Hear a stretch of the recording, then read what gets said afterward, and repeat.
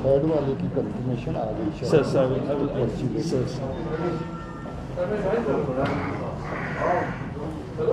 उसको भी ऑन रख लो।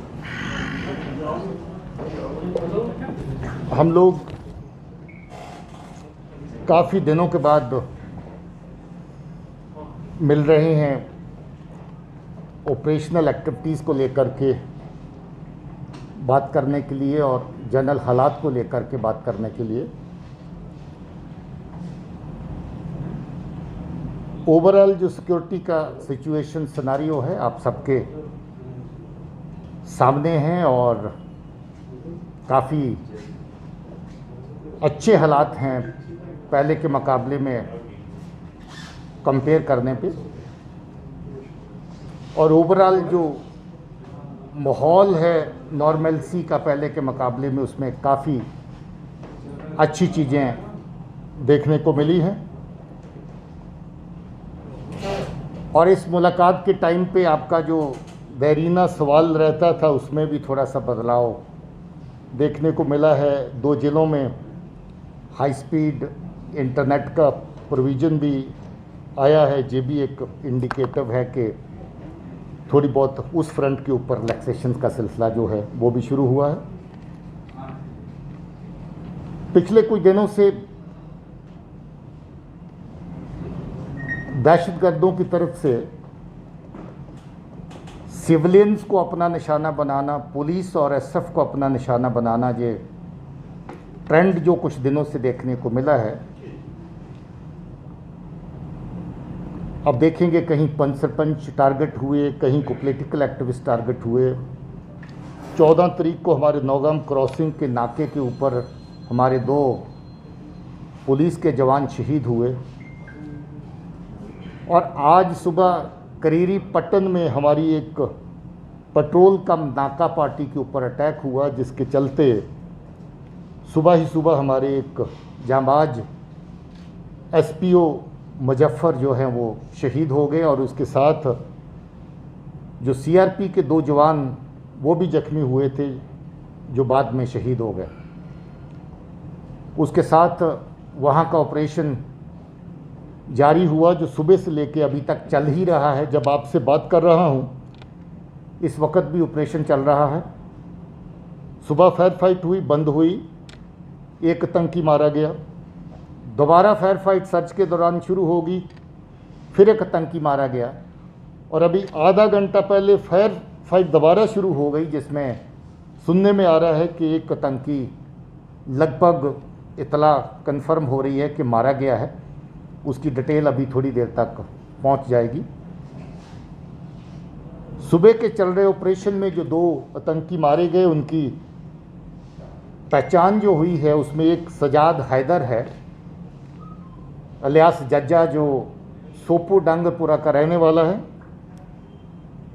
और ये भी 2016 की विंटेज का मिलिटेंट है जो लगभग उसी तर्ज का है जिस तर्ज पे बुरहान वानी अपने एरिया में चला करता था। उसी तर्ज को पकड़ करके ये भी नॉर्थ कश्मीर में एक्टिव था।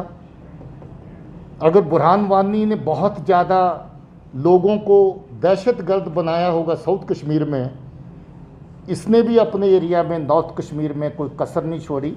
अभी तक कम से कम इसके 20 के करीब जो लोग दहशतगर्द बनाए हुए उनको हम लोग पकड़ चुके हैं। और बहुत सारा लोग जो OGW का इसका नेटवर्क था जो 3-4 जिलों के अंदर ऑपरेट करता था उसको भी न्यूट्रलाइज कर चुके हैं। इसका लंबा चौड़ा क्रिमिनल रिकॉर्ड है। और कुछ अर्सा पहले जो 8 जुलाई को वसीम बारी और उसकी फैमिली की किलिंग हुई थी बांडीपुर के अंदर, उसका मेन आर्किटेक्ट ब्रेन यही था जिसके ज़रिए से वो किलिंग प्लान हुई। और उस फैमिली के 3 जो लोग हैं, वसीम बारी और उसके ब्रदर और उसके फादर जो है उस अटैक में मारे गए थे।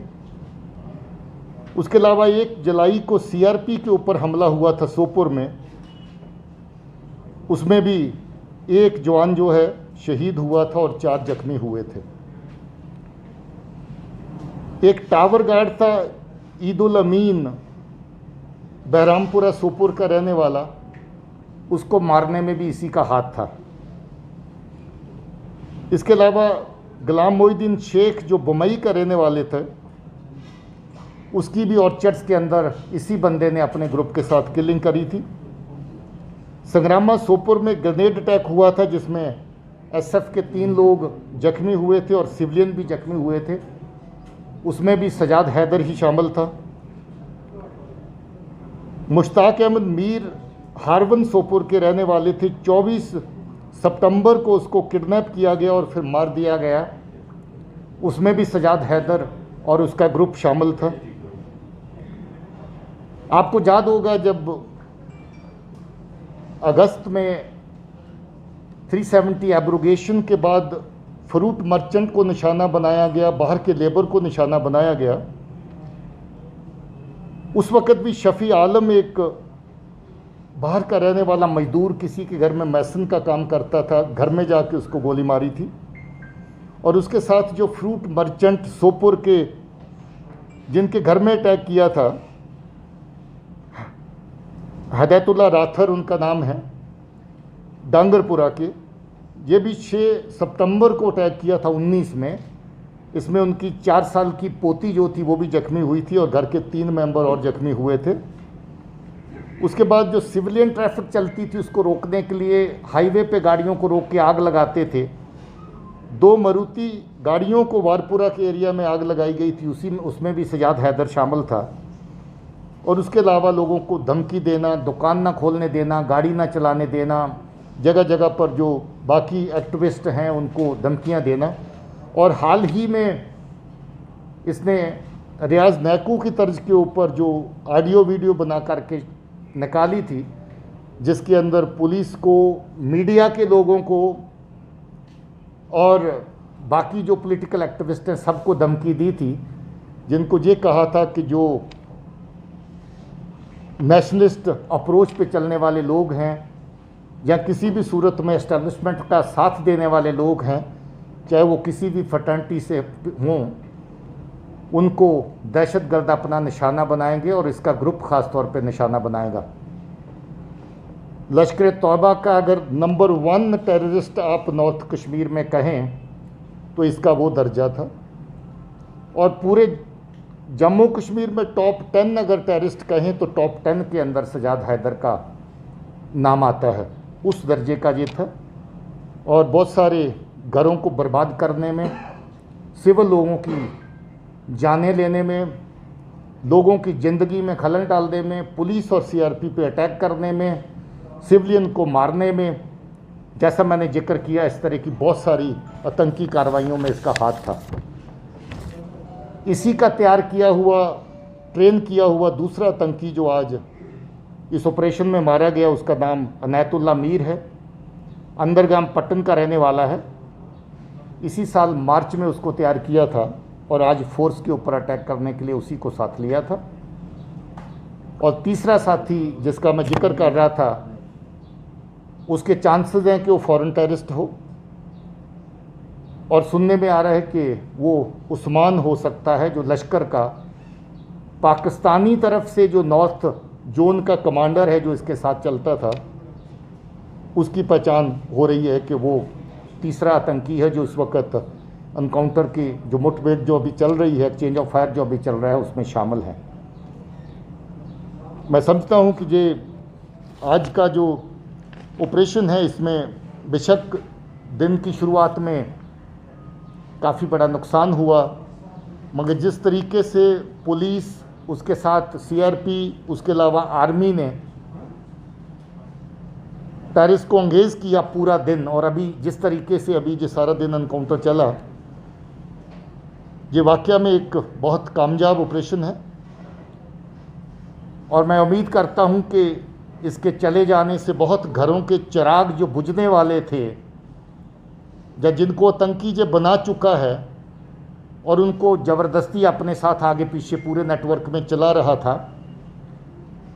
इस कार्रवाई के बाद उन घर वालों को भी चैन की सांस आएगी। कल भी अभी एक एक्सचेंज ऑफ फायर हुआ था बिल्कुल सोपुर के नीचे डांगरपुरा में, हमें कल भी उम्मीद थी कि इसमें सजाद हैदरी शामिल है। कल एक्सचेंज ऑफ फायर ब्रीफ हुआ, सर्च चलती रही, डांगरपुरा में फिर ऑपरेशन भी हुआ। इतला मिली कि बाग बगीचों से निकल के डांगरपुरा गांव के अंदर चले गए हैं, मगर कल कामयाबी हासिल नहीं हुई। और कल से इसकी नकलो हरकत की बहुत खबर थी कि ये आगे पीछे और किसी जगह पे अटैक करेगा, और कल से इसकी ट्रैकिंग आगे पीछे चल रही थी। और सुबह जूँ ही पता चला कि करीरी के एरिया में हमारी पार्टी के ऊपर फायर किया है, जिसमें एसपीओ और 2 हमारे सीआरपी के साथी शहीद हुए, तो तब से यही शक था और ये शक सही निकला कि इसमें सजाद हैदर ही शामिल था और उसके साथ इसके 2 साथी, जिसका मैंने जिक्र किया, नैतुल्ला, और तीसरा अभी उसकी आइडेंटिफिकेशन और उसकी डेड बॉडी की रिकवरी की अभी खबर पूरी तरह कंफर्म नहीं हुई है। अगर वही होता है तो वो उस्मान के नाम से जो फॉरेन टेररिस्ट, जो पाकिस्तानी टेररिस्ट काम कर रहा था, वो उसकी पहचान उस नाम से सुनने में आ रही है। सो मैं बाकी जो जगह पर आपके सिविल का माहौल और बाकी चीज़ें जो हैं उसके बारे में पहले ही जिक्र किया है कि माहौल में काफ़ी बेहतरी देखने को मिल रही है। आपकी तरफ भी 4G में भी थोड़ा बहुत गुंजाइश और आई है। उम्मीद करेंगे कि आने वाले टाइम में उसमें और गुंजाइश होगी। Thank you very much. Jammu, that recording took place somewhere, maybe in the area of Bari Brahmana or somewhere. A very serious action was taken. Within, I think, 1 hour, we were able to arrest that person who was involved in using bad words for our prophet, and we have taken all required action against them. In fact, the one who made that video has also been arrested. Kashmir में जितना भी attack होता है security force का नुकसान होता है, south में नहीं होता। ये वाई इज इट कि नॉर्थ में ट्राइंग मिलिटेंट्स है या शिफ्ट फोकस होता जा रहा है, they carry out organised attacks? See, it's difficult to generalize, but let my IG answer to that query. North Kashmir में जितना भी अटैक हुआ है आप देखेंगे, चाहे हंदवाड़ा का हो जहाँ हमारे 3 CRP शहीद हुए थे, शोपुर में 3 हुए थे, और अभी जो हुआ है ये तीनों नाका पॉइंट था। जहाँ भी नाका लगाते हैं तो वहाँ स्ट्रेंथ कम होता है। आज भी एक सेक्शन CRP था, 5 पुलिस वाले थे, बहुत छोटा कंटीजेंट था। तो एक छोटे कंटीजेंट पर अटैक करना मिलिटेंट ईजी होता है, ईजी टारगेट मिलता है। रूटीन में डेली वहीं पर नाका लगते हैं, तो फिर मिलिटेंट को पता रहता है कि हाँ नाका लगाना है इसको। लेकिन आज जिस ढंग से पुलिस CRP आर्मी ने रिएक्ट किए, रिस्पॉन्स दिए, इससे मैं समझता हूँ कि मिलिटेंट भी अब अटैक करने में डरेगा। So what is the reason there are these multiple groups are facing online, at least are claiming responsibility for the attacks? Be it the earlier group that you talked about, that they are the subsidiary of Lashkar-e-Taiba. Now we have seen this anti-fascist group, which is uploading videos claiming responsibility. At the same time, you're saying they are the offshoot of Lashkar-e-Taiba. What is the reason that these groups are? In fact, Karachi is too much in hurry to take responsibilities for this kind of notorious attacks. They don't wait even for conclusion of the operation. Today they were so much in hurry that they didn't know that the militants actually involved in the attack has been killed. So before they knew this, they had already taken the responsibility for this. This is actually, sort of psy-ops from Karachi, and it's being done on behalf of Lashkar-e-Taiba and Jaish-e-Mohammed both. And they want to, show that it's only the indigenous kind of outfits which are involved in attacks on security forces and attacks on other people associated with the establishment. So I think they would get wiser with today's incident. क्या गिरफ्तारी में अभी 2 सेना के जवान घायल हुए हैं? हाँ, अभी एक जवान को हिप के नीचे गोली लगी थी, he is injured but he is okay. ये जो 3rd वाला मैंने जिसका कहा कि अभी दोबारा से फायर फाइट शुरू हुआ था, but he is okay. Can you just give us a little sequence of events that happened after that? Yes, sequence event would be like this. Morning, our party comprising of police and CRPF went to a particular location which was being covered almost on daily basis by them by way of a joint naka.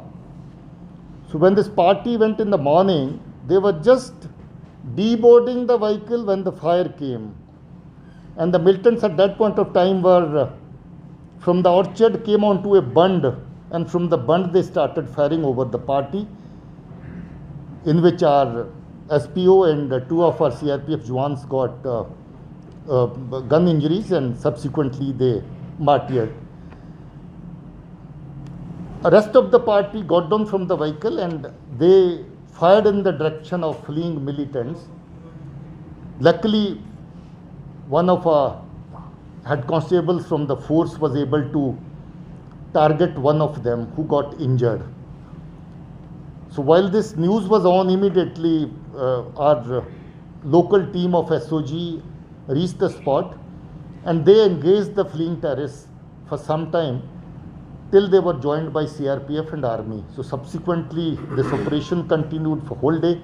All the orchard area was sort of cordoned by the teams from different locations. The injured militant removed his Ferran, which was blood soaked. They also threw two haversacks. They were carrying some eatables and other clothing and all. They also became very handy. So we were able to push our dog squad also into action. Dog squad led us to a particular location where the injured militants was hiding, and then the gun battle started again. So it continued for the whole day. So initially one was able to neutralize one terrorist, then firing stopped. Other one also was neutralized after some time. So that is how all. far is the encounter spot and the spot that attack? What is the distance between Hardly. the spots? There is hardly any distance. I think it's in continuation. It's in contiguity of the same place. Encounter took place, I think it started from the same location. Initial firefight was right at the Bund. Same place from where they fired. Our party got onto that spot and they fired back from that location while they were fleeing back. So it started from the same place, and there's a area about 500 yards to 1 kilometer which was actually involved in the operation area. Sir, can you tell us the update about the Shopian encounter which 3 laborers are due to be having killed? Shopian encounter, as of now, police is conducting its own investigation. We've already taken samples of the family members of these 3 boys, and we are in the process of identification of the samples. On the army side, they have ordered their own internal court of inquiry, which is in progress. I think army would be able to throw more light on where their inquiry has reached as of now. But I think they are progressing very well, and from our side we are carrying out our investigation. So what sir, in this, the first injured militant, did he die on a different spot than the other 2? All the 3 were at different spots. It's a big orchard. It's a big orchard. You won't find all 3 of them at one location. Something actually initially when the CRPF said the militant was very much injured, they were using the shelter on a tree. So he started firing from the spot. There was no, that was the second militant. He was the second militant, not the injured one. Injured one went a distance and he hid himself in some area. But the second one was sitting on a tree. When one of our officers along with party reached there, he went into the orchard area to find for this injured fellow, but the one sitting on the tree started firing on him. So the injured fellow got killed subsequently. This militant got killed first. This is the What is the sequence. status of the Riyasi? Sorry? So what is the What status happened of with the Riyasi Riyasi? case? ओ अच्छा, ये है कि जो पंच और सरपंच है जे लोगों के बीच में से उनके नुमाइंदे हैं जो गांव की सतह पर उनकी नुमाइंदगी करते हैं और डेवलपमेंट से जुड़ी जो स्कीमें सरकार की हैं उनको ज़मीन पे इम्प्लीमेंट करने का एक साधन है। क्योंकि ये तरक्की के जो प्रोग्राम हैं उनको आगे बढ़ाने का एक सिलसिला है, तो ये पाकिस्तान को जम्मू कश्मीर में कोई भी वो सिलसिला जो लोगों की फलाह और बहबूदी के लिए होगा, जो लोगों की बेहतरी के लिए होगा, वो पसंद नहीं आता है। तो इसको किसी न किसी तरीके से टारगेट करने की कोशिश की जा रही है। हमने कोशिश करी कि जो लोग अपने आप को ज़्यादा वल्नरेबल महसूस करते हैं उनको थोड़ा बहुत सिक्योरिटी की जैसी उनकी ज़रूरतें हैं उनको एड्रेस करें, और हम उसको एड्रेस कर रहे हैं। बाकी जो लोगों के नुमाइंदे हैं, अगर इनके साथ कोई छेड़छाड़ होती है तो मुझे ये भी भरोसा है कि लोग दहशतगर्दों को ज़रूर सज़ा देंगे, जैसे वो अभी तक सज़ा दे रहे हैं और देते रहेंगे। अगर उन्हीं के नुमाइंदे, उन्हीं के बीच में से जो काम करने वाले लोग हैं उनको आप टारगेट करते हैं, तो ये किसी भी तरह से मुझे नहीं लगता कि काबिल बर्दाश्त चीज़ है। तो हम लोग जहाँ सिक्योरिटी की ज़रूरत है उनको एड्रेस करने की कोशिश कर रहे हैं। जी साहब, एक खबर आई थी कि आईडी लगा करके इस बॉडी के साथ जो डेड बॉडी सजा रही थी और उसके साथ एक आईडी भी उसकी थी। उस बात की तायद नहीं हुई है, अलबत्ता ग्रेनेड तो लेके साथ में चलते, ग्रेनेड भी एक आईडी है, तो हो सकता पाउच में ग्रेनेड और बाकी चीज़ें साथ में हों। रिकवरीज का पूरा ब्यौरा हमने नहीं लिया है, अगर ग्रेनेड भी कैरी कर रहे हैं तो आईडी ही मानना पड़ेगा उसको। बट एज सच के कोई वेल प्लान तरीके से कोई आईडी बेल्ट पहनी थी या बाकी कोई चीज़ें, इस तरह की खबर अभी ग्राउंड से कंफर्म नहीं हुई है। Mr. Singh, can you tell us how did you manage to link this attack